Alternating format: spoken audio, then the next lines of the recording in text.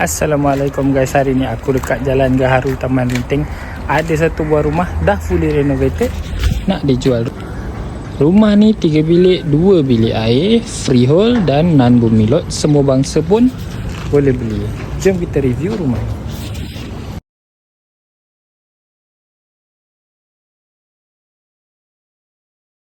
Dekat atas owner dah siap bagi dengan ACP awning. Tepi rumah ni ada tanah lagi.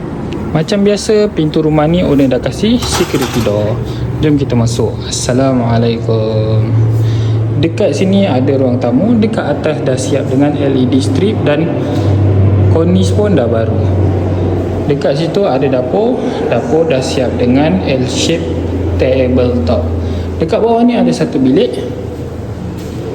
Bilik ni agak kecil, boleh masuk single ataupun queen. Dekat belakang ni ada lagi satu tandas. Jom kita naik tingkat atas. Ada lagi 2 bilik dan 1 bilik air. Naik je tangga boleh nampak 2 bilik.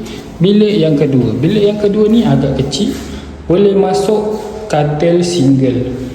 Ini bilik yang ketiga. Bilik yang ketiga ni bilik yang paling besar, bilik master.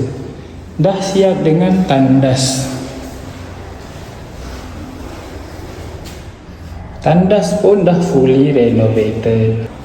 Macam biasa, kalau korang berminat dengan rumah dekat Taman Rinting, Jalan Gaharu, owner nak jual 418,000 saja.